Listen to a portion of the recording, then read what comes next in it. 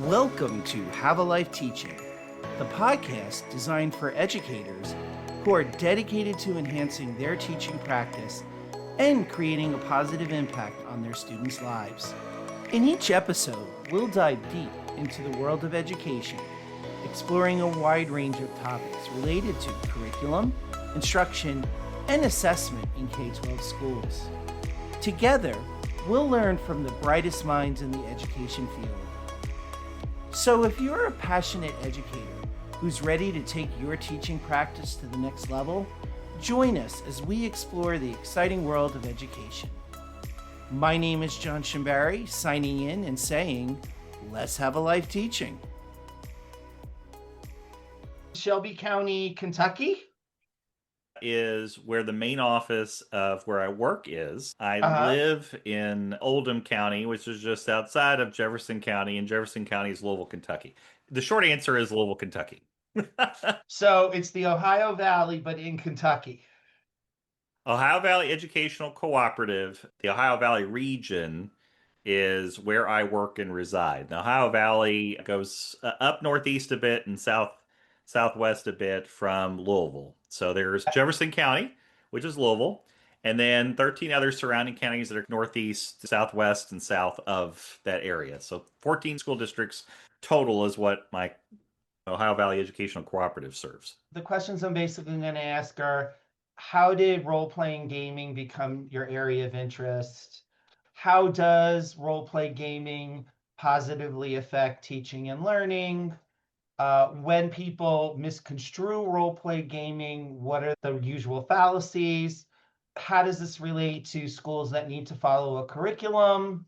If schools wanted to start this, teachers wanted to start this, and they're new to gaming and new to role-play gaming specifically, what do you recommend they do to start?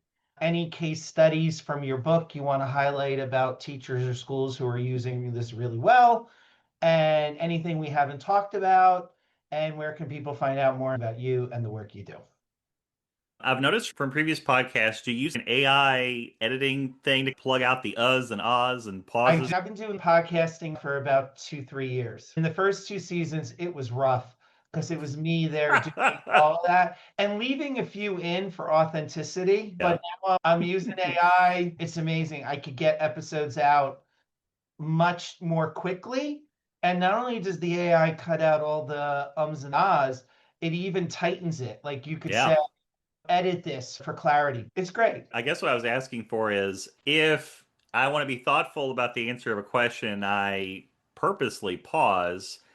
It might sound awkward if it was original, but if I know that the AI will probably suck most of that out, I won't be as worried. Thank you for reaching out. I'm really excited for the opportunity. I know that you have a close relationship with the North American Association for Games. They often talk about your podcast or repeat your podcast. Oh, that's cool. I didn't know that. When you mention how can people get into it, what I'll tell you in advance, and that would be a good look at the book, is that's where I can talk about a framework about depth of infusion based on your schedule. Do you think this might be like a mid-January, end of January thing, or hard to say as far as when it will be published? Yeah, it's hard to say because I'm bad with that part of it. There are days when I'm in New York City consulting and I come home and the only thing I want to see is my bed. Yeah. I'll try to hit February. But I remotely, I have a tendency to feel really horrible and bad when I'm letting them linger. So email me in February and I'll be like, all right, I got to get to that one. I will leave you completely alone until at least the beginning of February. That sounds like a deal. There's a whole nother conversation that could be had about I'm interested in your work and your consulting, following what you had there. It sounds fascinating. It must be very interesting. And I guess I consider similarity in my comparison to that would be going up and down these 14 school districts up and down Louisville, but going to different colleges and such. To deal with consulting. Sometimes you get a great consulting gig. Other times you're like, oh my God, I can't wait for this to end. They have no intention of doing anything I suggest. It's funny. I find the fascinating part about consulting is like being the grandma with good advice. You asked me to come here to talk about AI in my case, right? You asked me to talk to you about some good AI and some first steps. Consulting, not coaching. That's two different roles. I'm working in one school teaching or coaching teacher coaches. Anytime I've needed her to bolster the work, she's not there. metaphorically not there. There was one mentee that wasn't listening to their coach, and it was a real issue. But rather than deal with the issue, the leader just told the coach, don't coach them, don't press them. So that just told all the other coaches, why Am do I trying what am I doing this for?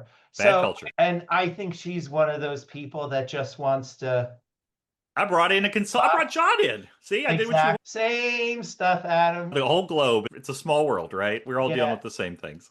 Some of my consulting is direct me to the school. A lot of it is a subcontractor, and some of those assignments are better than others. The companies that let me do my thing tend to work out better than the companies that assign me mentors. Yeah. But I am getting to a point where it's your mentor you assign me is 25. Did we think about this? So I'm starting this new gig, and they bring everyone in as a tier one. It's been a rough year. Everyone is a tier one, regardless of what experience you have. And I'm open to coaching, but not tier one. So anyway, they signed me a coach, and I asked my coach, and she's maybe 30 something. What is a really effective coaching relationship to you? What, in your experience, would have been the most positive coaching relationships you've had? She looked at me blindsided. She couldn't answer it at first. Mm, And she said, what do you mean? mm. No one ever asked her that question before. That's what I mean when I say coaching relationships where they hire me for my expertise and then allow me to use that expertise versus the other kind where we're going to hire you for your expertise, but then we're going to micromanage you so you can't use your expertise.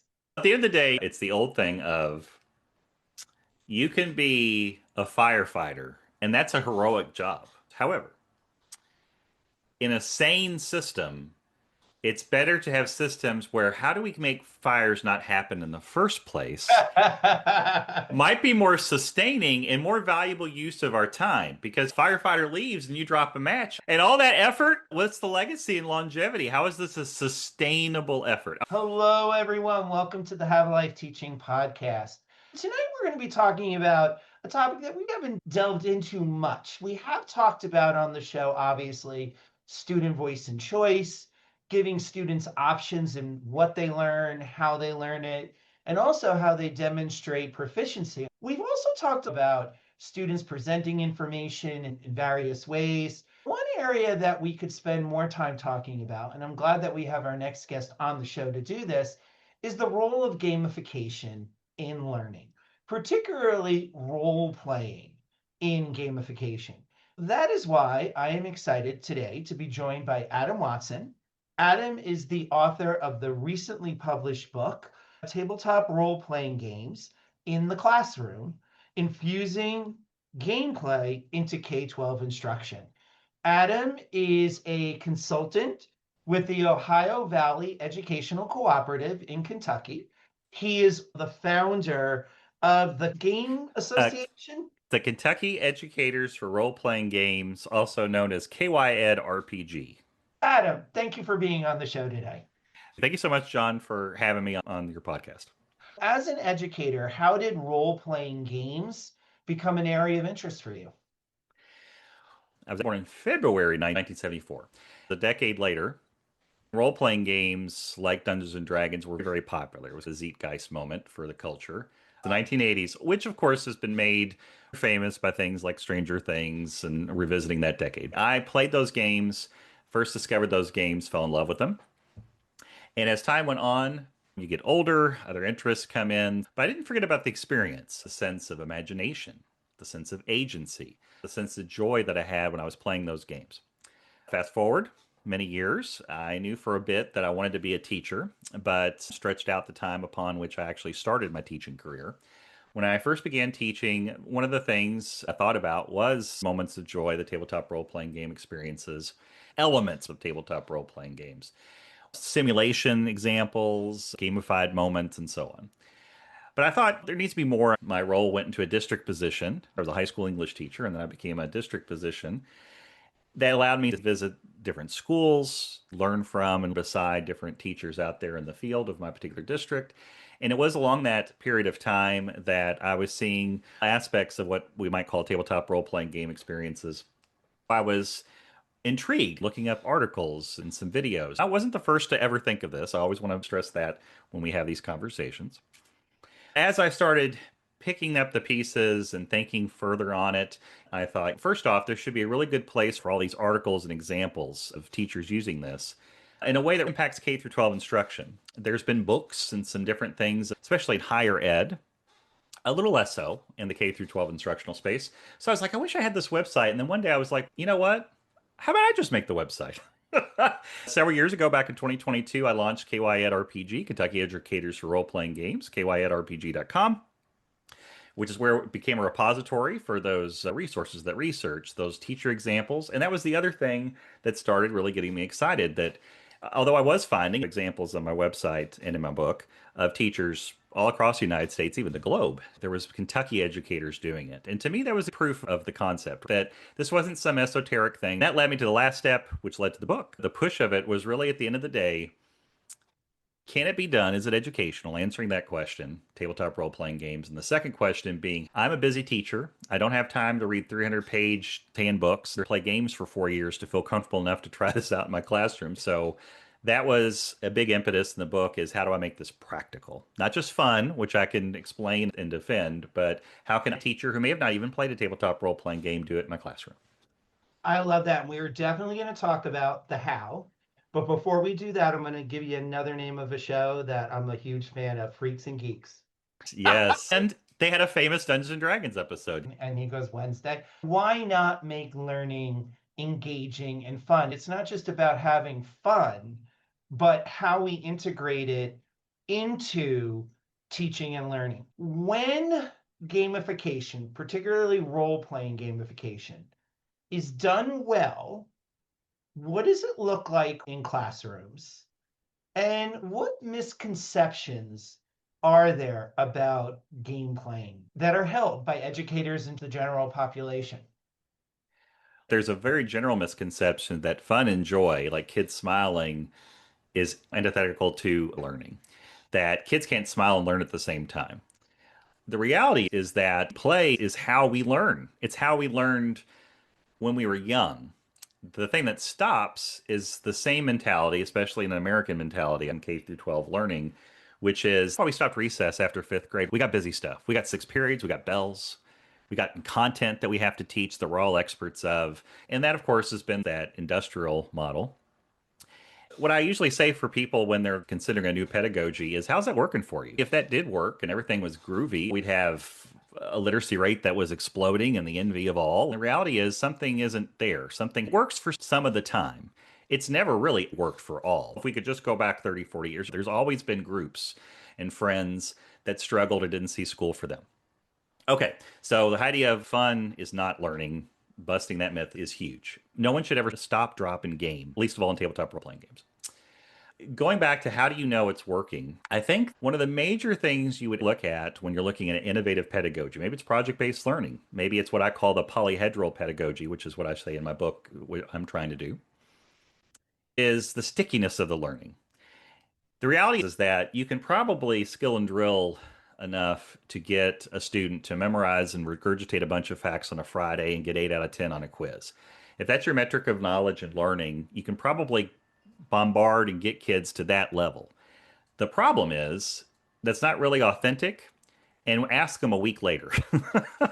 It doesn't stick, right? It wasn't truly engaging. It didn't shift my thinking any, which is memorize facts. That is where I think a gaming experience, particularly a role playing game experience, where you're immersed, you therefore grow in empathy. You have an opportunity to see a point of view besides your own. And so all of those different things can shift your perspective. Because I experienced the context of the learning experience as an immersive player in it, that feels a lot different than just reading some pages on a book. And by the way, it's not an either or. I'm not saying that you shouldn't read stories, you shouldn't do math problems. Heck, there's even times where direct instruction has its place. All I'm saying is that if that's all you do, that traditional factory model hasn't really done well for us ever. Post pandemic, kids need connection, relationships, and all of those things.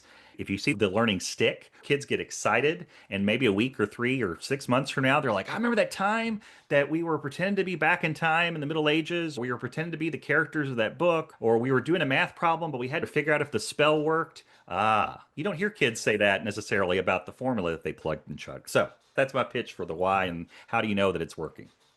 I love that you were starting to give content specific examples, Adam, because as you were talking, I was wondering what are those content areas where gamification really works? Where does fantasy work? Where do historical games work? And you even mentioned a math example. So, specifically, where are those content areas where it works best?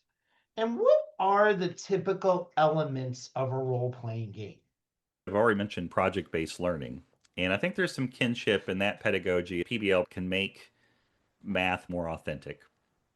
It's easy to roll out examples in ELA, English, social studies, and to a degree science, but then there's math. So you have to figure out how does it live and work inside of things without it feeling fake. I use a phrase in the book about you got to be careful not to make it like a worksheet with a facelift. A wizard with a hat somehow makes it fun. No, that's just window dressing. It's just a matter of being teacher with all your content, always finding where's the authenticity. I see a lot of social studies and English language arts teachers that do this, probably more than the science and the math, but I've also seen great examples of those as well. It's not impossible. What are the elements of a role playing game? Great question. I use it in the book. I talk about the difference between a board game, a role playing game, and a tabletop role playing game. There is lots of overlap, and you can make a Venn diagram between the three. A tabletop role playing game likely has some kind of chance mechanic. The most traditional mechanic for that is dice, particularly polyhedral dice, the funny shaped dice, the 7-piece set of 4-sided, 6-sided, 8-sided, and so on. Of course, the 20-sided is the most famous. There are usually some kind of maps or miniatures. It could be theater of the mind, but those often come into play to give you spatial awareness of where in the field or the dungeon or the spaceship or whatever. You get in an elevator and someone goes, Hey, you, what's a tabletop role playing game? You got 3 floors to answer. My answer is a co created story. That's the heartbeat, the most essential element. It's a story that I might have some parameters and ideas and some frameworking. And a tabletop role playing game might have certain rules and mechanics. But at the end of the day, it's a story that we start off on that I don't know quite how it's going to end. You don't, and I don't. We only find that out together. That's the real magic sauce of tabletop role playing games, which also makes it a unique art form. But really, it's not a script. Hamlet's always going to end the way Hamlet's going to end, right? Every time I read it, always ends up the same way. But with a tabletop role playing game, we're finding that together. That's the power and a possibility of it. Not that historical facts aren't important. But what if the context of it, to take history or social studies as an example, is you're in this environment, what would you do? With this particular character, with this particular perspective, with this particular point of view. Sometimes as simple as going left instead of right, but it's also the decisions you would make and so on. All of these different ways and aspects that you can tease out that comes back to what you said at the very beginning, which is in a world where we need students, where you need young people to practice more agency and be more agentic, a role playing game is the perfect sandbox for that because they can do those options and experiences in a world where at the end, let's have a debrief. If the dragon didn't eat you, for example, you're still okay at the end, right? How did it go? What would you do differently next time? That's powerful agency and reflection as well. I have a question because Please. I know some of our listeners are thinking, this is great. We're all about the agency, but we have a curriculum, state test. How would you respond to that? But I bet this doesn't sound very rigorous or academic. It doesn't sound standards aligned. I would argue that if it's well constructed, as any learning experience hopefully is, it's indicative upon that, of course, for the teacher. But if the learning experience by the teacher is well constructed, this would give a much deeper, more vibrant opportunity to engage and really learn and practice those standards and skills than the typical. It's taking the material that you must teach, the standards your state says you must cover, and putting it in a format that could get better yield. How's it working out for you now? You have curriculum, and hopefully that's doing well for you. You have standards, and hopefully you're teaching to them. But what are you doing now? Is it a lot of worksheets and multiple choice quizzes? They have their moments and places. I'm not against those things. How is that getting you to rigorous spots and places? How is that preparing you for tests? Nationally, those test scores haven't been delightful. They've plateaued for quite a bit, right? So that's not working. Even though we have really good curriculum and great standards, better than they were 10 or 20 or 30 years ago. One of the things I say is that polyhedral pedagogy, like I speak about in my book, is just a vehicle.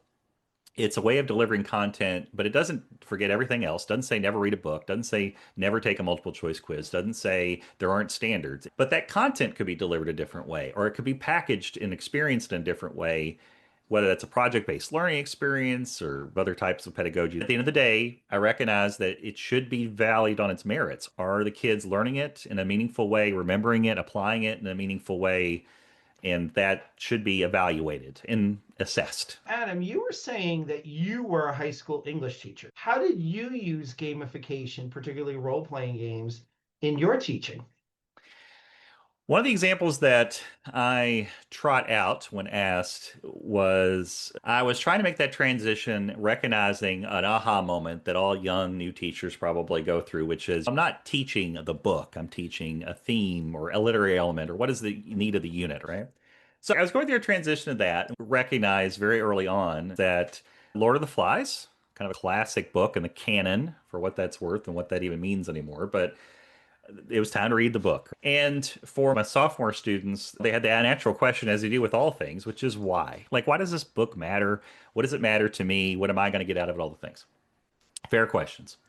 And students came in, and on the screen, there was a graphic of an airport, and there were ambient sounds of airport playing through the speakers. As students came in, I gave them a ticket and I pointed out that there was a new seating chart. They're, of course, mystified. Just take your seat. The plane will be taking off soon. So they all sit. So are we all here? I seal the cockpit door. I close the classroom door.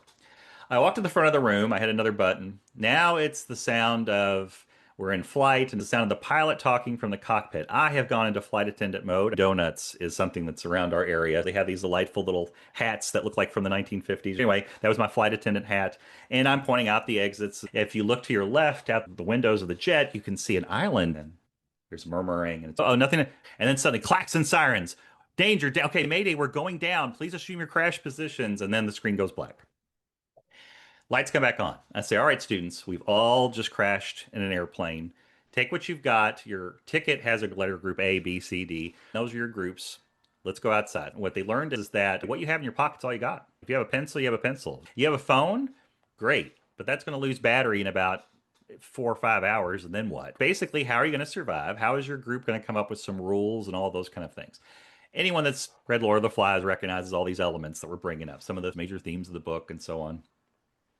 And then we debriefed afterwards. We shared our rules that we came up with each group and how did we feel and what did that make us think about and what did you recognize, and became an anchoring moment phenomenon that we could talk about as we went through the book. Remember when we crashed the plane? That was a simulation. Notice I didn't have any moments where it's like you're a character with a dexterity of 12 and a strength of 9. It was just shy of what you might call a tabletop role-playing game experience. But that gamified element immerse them in a real feeling with safety. No one got thrown about the fuselage. It was an opportunity for them to feel like, what would I be like? What would I have done if I had been on this island? I'm not saying that I was some wizard. I didn't wave a wand and suddenly every kid was a master of that book and couldn't stop talking about it. I at least grounded it. If I couldn't find an authentic connection in this book, I at least created an authentic experience that made them ground it in something physical they felt. And in the Yeah. sense of role playing as survivors of an airplane crash. That was probably one of my bigger examples and where I saw a piece of, man, there's something here. How could I do more of this? What are other people doing that's like this? In my journey as a practitioner to becoming a digital learning coordinator, a district position, and then the position I have now, where I'm able to travel around and see a lot of good stuff. It's also kinesthetic. The kids are moving, they're talking, they're working together. So you're even building those SEL skills as well through the gamification process.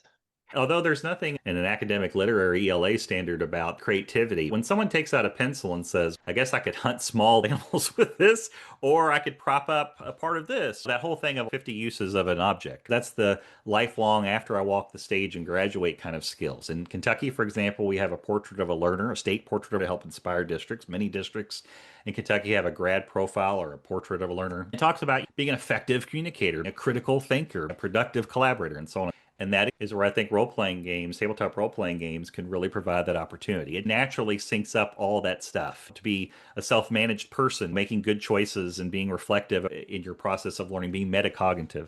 You're doing all of those things simultaneously, and maybe only upon reflection do you parse it out and say, I did have to communicate effectively. I was randomly assigned, but we had an activity to do. You can see how that provides a good opportunity for all those things.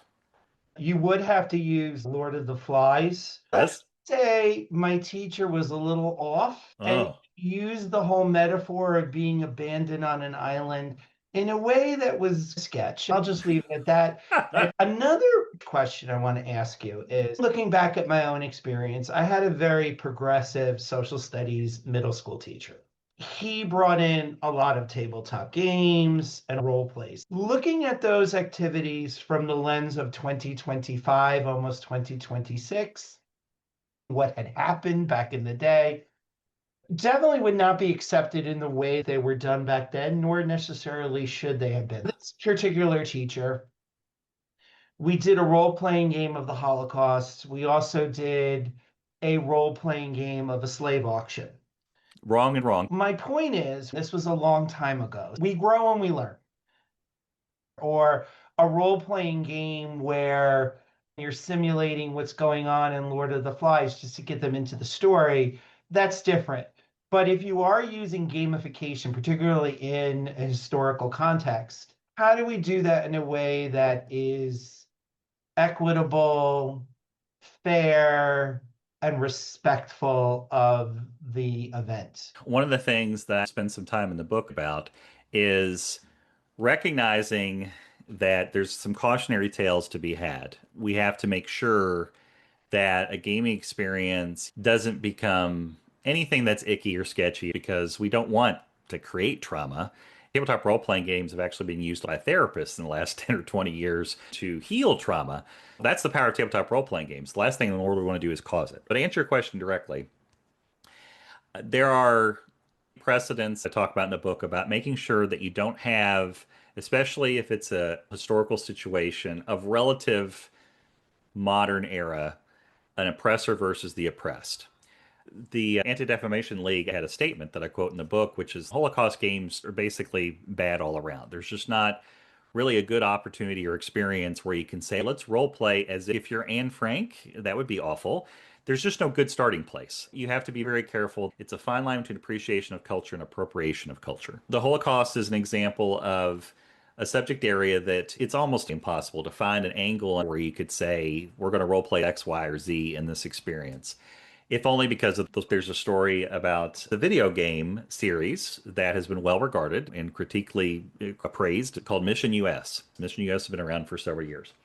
They have a very branching narrative, so it's kin to our tabletop role playing game experience. You're this character in an historical moment or era, and as you do it, you make choices, and the choices you make are going to change the ending, which I love.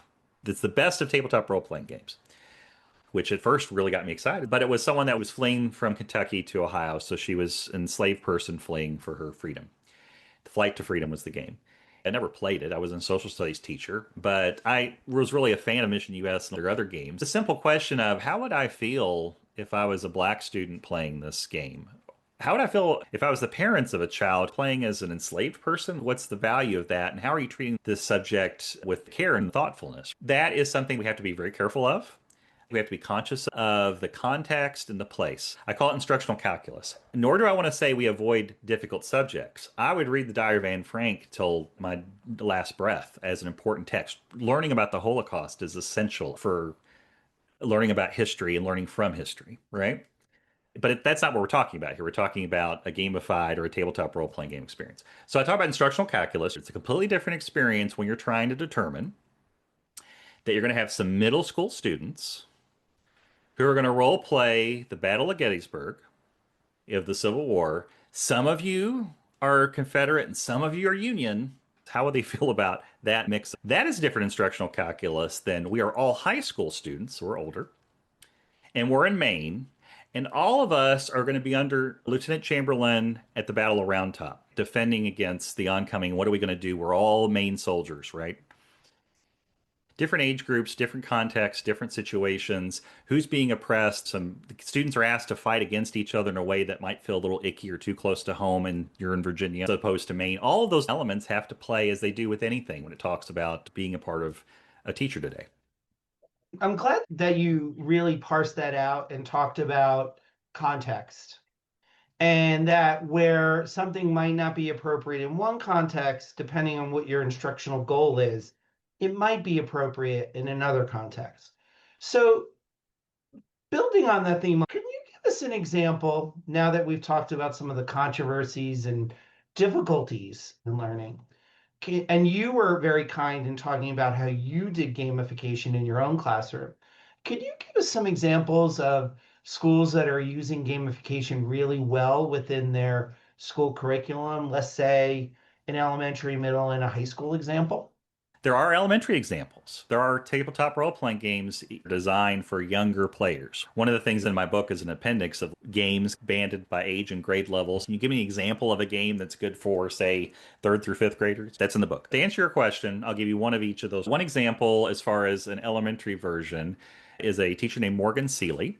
She was a fourth grade, still is a fourth grade teacher. She had done a little dabbling in some tabletop role playing game gamification things. For example, she had done a little thing about the Titanic. That was something that kids really, whether you were first class versus lower class, they really got an interesting of the survival rates and why. So, following year, she invites me in near the beginning of the school year, and she had students roll up a character. The mechanic was a very simplified version of D&D. Dungeons and Dragons is not the only game mechanic of tabletop role playing games, but it's the most popular. The point is, she took what's a mechanic that could be complicated and simplified it. She had all the students roll up these characters. The idea is that they were going to go on some educational adventures throughout the year, a math one and some other stuff, where they're going to take their characters and keep revisiting with those characters to go on these tabletop role playing game experience journeys. The day I showed up was just them making the characters. They had to make some choices and be like, you have one magical item, but why? They had to come up with a prompt of what their character would look like to create an AI image. And so they're learning about prompt engineering, right? The more detailed I am in my description is going to get more of the character that I think is in my head outputted out of this AI machine. That was really fun. Several of the students had gotten the characters finished a little faster than others. He was at the front of the classroom showing how to create a dungeon map. This is what a door would look like, and here's how you signify. And they were really paying attention. The thing I loved is that she was like, this is the literary fourth grade ELA standard we're talking about today. She revisited it at the end. How do we think we looked at this and how do we think we learned from this? Moving on. There's a middle school teacher named Justin Gadd, who was one of my earliest teachers that I discovered and found was doing this work in a local context. I was excited to get to know him. And he had an example where the students played as Roman soldiers going up to early first century Britannica, going against the Celts. The mechanic in this case of how to manage that experience, because small groups, lots of kids, 30 kids, whatever, is that they had a Google slide deck that was managing that experience for them. It had an event, the kids had to roll based on their different skills, succeed or not succeed, and on until the end. And then at the end, they had a debrief. What does that make you think of? What life would have been like for a Roman soldier and so on? And it was one of several examples as a middle school social studies teacher that Justin Gadd was able to have with students and still does. In addition to that, he also runs the extracurricular D&D club for that particular school as well. As far as the high school example, I'm going to pick one that's actually so new. It's a teacher named Sterling Harris, a high school teacher. Again, this is a English teacher. And this teacher was a person who pitched, hey, can I have a creative writing class? The administration said, sure, as long as it's in the standards. I visited this class. It was great. The construction of it works is that it's either a writing day or a playing day. If you're not playing, you're writing. And if you're not writing, you're playing. He was running a small group of newer students who had barely played or hadn't played much D&D. And so the group was starting to do some writing. He's using the construction of D&D that they started off with writing. They rolled up a brand new character, did the backstory. They're giving the experiences of playing or helping inspiring them so they can do some great creative writing. All the standards, including the Journey to Success skills, which is he's a Jefferson County public school teacher, so they have a portrait called Journey to Success. All of those skills, SEL as well, are well embedded and very intentional. Ben Little, the Massachusetts teacher, he has a chemistry class and he had a tabletop role-playing game experience. The students had to pick an element to make as a character. They realized they wanted to play more with these characters. So he's developed this into more of a game experience where they did more and did more often with these characters. That was in a chemistry class. So, high school chemistry, the idea is that you can see a spread across different grade levels and several different contents of learning, brought learning alive. If I'm a new teacher, I might actually be a little fearful. For those who didn't play Dungeons and Dragons when they were kids or are new to this whole gamification thing, where would you recommend they start as teachers to integrate this into their teaching? In my book, I have a couple different frameworks that answers two big questions. One is how do you facilitate that experience? A typical classic tabletop role-playing game experiences, there's someone called a game master or dungeon master who runs the adventure, plays all the characters that aren't the players, for example, sets up the framework, arbitrates the rules, and then 5 to 7 players tops, and even seven's a lot. That's a typical average size group. If I'm a teacher and I have 25, 30 kids and I'm one adult, that's difficult, not impossible. The main thing to answer your question is the other framework I have, which is called the depth of infusion. That really answers the question in a couple of different ways. It's the how do I analyze, how do I have some common language so we can talk about these different experiences. This depth of infusion starts with the first infusion, which is an adjacent infusion.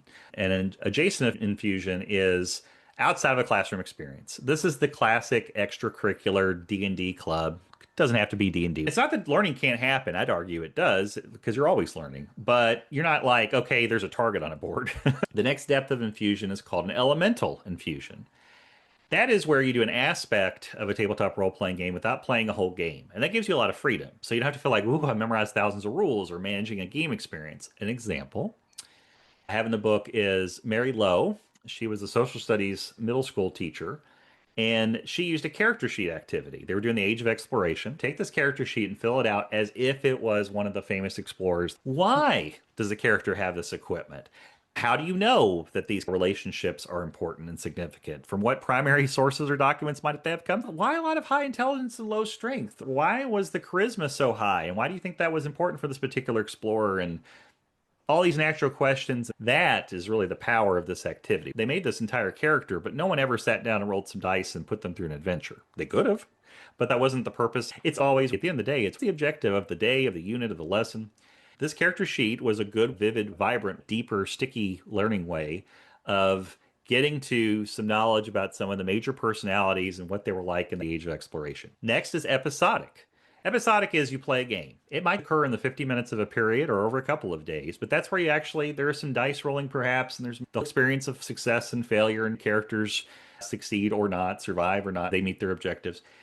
But it begins and ends just in Gad when the Roman soldiers were going up. Play an episodic experience in less than an hour where the kids experience that learning. And the last experience is the full infusion. That's the last and the deepest. If you think about it like a pool, John, it's wading in. Elemental is maybe just dipping our toe or ankle deep. And then waist deep, but full infusion is at least neck, or maybe even for some people feeling like it's above their heads. But it's the deepest end of the pool. And it's basically a full course. In my research, I even found a couple of schools that have that kind of mentality. That full infusion would have been like our friend Sterling Harris with his creative writing class. Pick your path, right? Decide which of those. You don't have to go full on. Maybe just start with an episodic one shot and see how it goes. Reflect on it, come back and do it again, do it a little bit better, do it differently. The point is that it doesn't have to be all or nothing. And none of those experiences necessarily require going away on the mountain, reading hundreds of pages of books.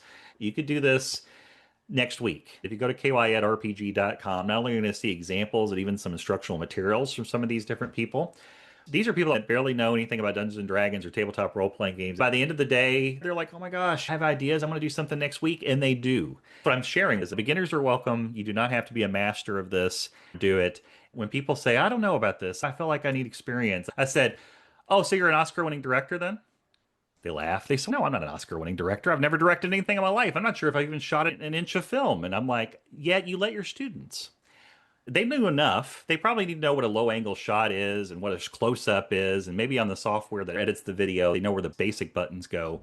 But they didn't feel encumbered with going to UCLA film school for 2 years. We let them rip. And we realized that they teach us probably at least as much, if not more, than we teach them once you set up the framework and objectives. They're using the PSA to achieve something, like you said before, John, to meet an objective. So now, Adam, where can people find out more information about you and the work you did? The easiest and best way is with KY Ed RPG, which is again short for Kentucky Educators for Role Playing Games. KY Ed RPG is a hashtag.